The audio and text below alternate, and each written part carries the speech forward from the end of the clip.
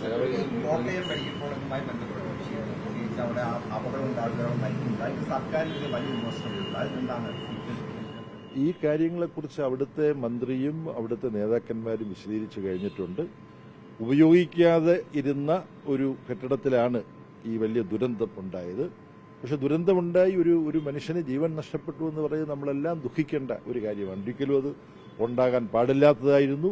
ഞാൻ നിങ്ങളെപ്പോലുള്ള മാധ്യമങ്ങളിൽ നിന്നാണ് മനസ്സിലാക്കിയത് അവിടെ ജീവൻ നഷ്ടപ്പെട്ട വ്യക്തിയുടെ സഹോദരിയുടെ ബന്ധു ഇതിനെക്കുറിച്ച് പറയുന്നത് ഞാൻ കേട്ടു ഡിജിറ്റൽ മാധ്യമങ്ങളിലൂടെ.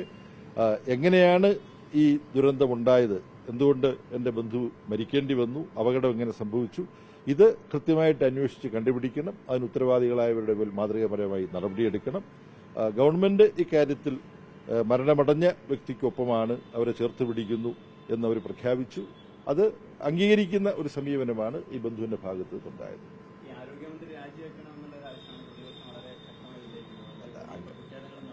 ആരോഗ്യമേഖലയിൽ നിരന്തരം പ്രശ്നങ്ങൾ വരുന്നു, പ്രതിഷേധങ്ങൾ വരുന്നു, യുവജന പ്രസ്ഥാനങ്ങൾ പരിശീലിക്കുന്നു. യഥാർത്ഥത്തിൽ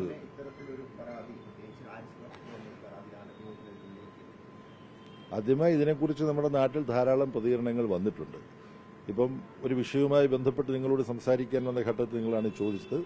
അതിനോട് പ്രതികരിക്കാനുള്ളത്, ഇന്ത്യയിലെ മറ്റ് സംസ്ഥാനങ്ങളുമായി താരതമ്യപ്പെടുത്തിയാണല്ലോ നമ്മൾ ഓരോ കാര്യങ്ങളും മനസ്സിലാക്കുക.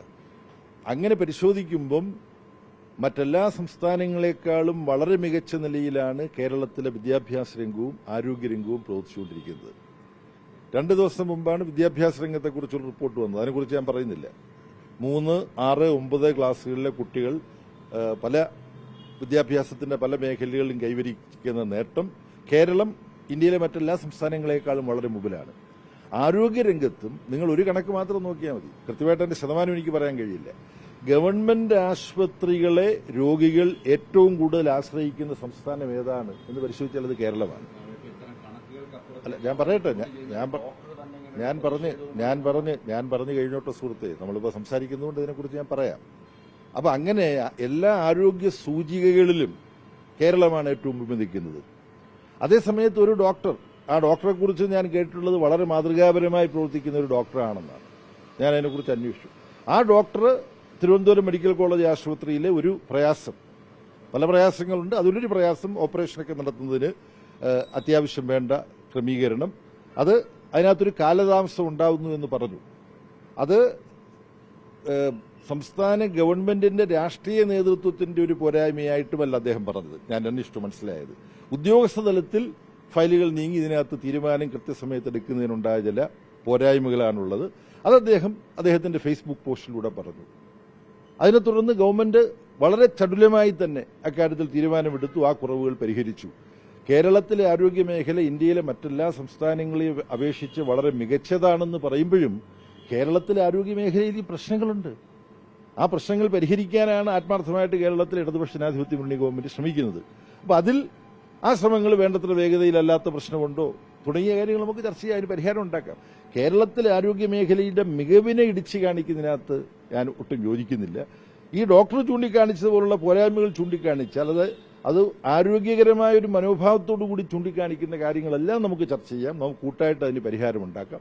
ഇതാണ് ഇതിനെക്കുറിച്ച് എനിക്ക് ചുരുക്കത്തിൽ പറയാനുള്ളത്. ഈ മന്ത്രി രാജിവെക്കേണ്ട യാതൊരു ആവശ്യവുമില്ല, അത്രയേ ഉള്ളൂ.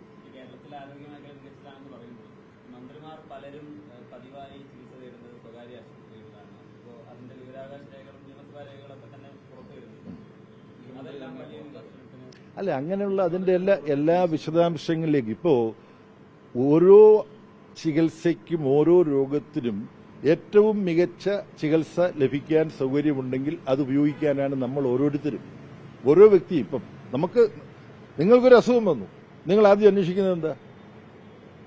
നിങ്ങളുടെ അസുഖത്തിന് ഏറ്റവും നല്ല ചികിത്സ ഇവിടെ കിട്ടും. നമ്മുടെ ആയുർവേദ ആരോഗ്യ കേന്ദ്രങ്ങളിലേക്ക് എത്രയോ വിദേശ രാജ്യങ്ങളിൽ നിന്ന് ആൾ വരുന്നു. ഏറ്റവും വികസിച്ച മോസ്റ്റ് അഡ്വാൻസ്ഡ് കൺട്രി, ഏറ്റവും വികസിച്ച രാജ്യങ്ങളെന്ന് പറയുന്നില്ലേ, അവിടുന്നുള്ള എത്രയോ പേര് കേരളത്തിൽ ചികിത്സയ്ക്ക് വരുന്നു. കേരളത്തിലെ കോട്ടയ്ക്കലും വൈദ്യരത്നത്തിന്റെ അടുത്തും ഗവൺമെന്റ് ആയുർവേദ കോളേജിൽ, തിരുവനന്തപുരം ഗവൺമെന്റ് ആയുർവേദ കോളേജിൽ ഇവിടുത്തെ സഹാവ് സുർജിത്ത് പോയി ചികിത്സിച്ചിട്ടുണ്ട്, പാർട്ടിയുടെ ജനറൽ സെക്രട്ടറി. അപ്പൊ അങ്ങോട്ടും ഇങ്ങോട്ടും പോകും പഠിക്കാൻ. മഹാത്മാഗാന്ധിയും പണ്ഡിറ്റ് നെഹ്റുവും പിന്നെ UK പോലല്ലേ പഠിച്ചത്. അപ്പോൾ പഠിക്കാൻ കേരളത്തിലെ യൂണിവേഴ്സിറ്റികൾ വിദേശത്തുള്ള കുട്ടികളുണ്ട്. കേരളത്തിൽ നിന്ന് വിദേശത്തേക്ക് പഠിക്കാൻ പോകുന്നുണ്ട്. കേരളത്തിലേക്ക് വിദേശത്ത് നിന്ന് പഠിക്കാൻ വരുന്നുണ്ട്. ഇതൊക്കെയാണ് യാഥാർത്ഥ്യം. ഇതിലേതെങ്കിലും ഒന്നിനെ എടുത്ത് പർവ്വതീകരിച്ച് അവതരിപ്പിച്ച് ആശയക്കുഴപ്പം ഉണ്ടാക്കാൻ ശ്രമിക്കുന്നതിനകത്ത് യാതൊരു അർത്ഥവുമില്ല.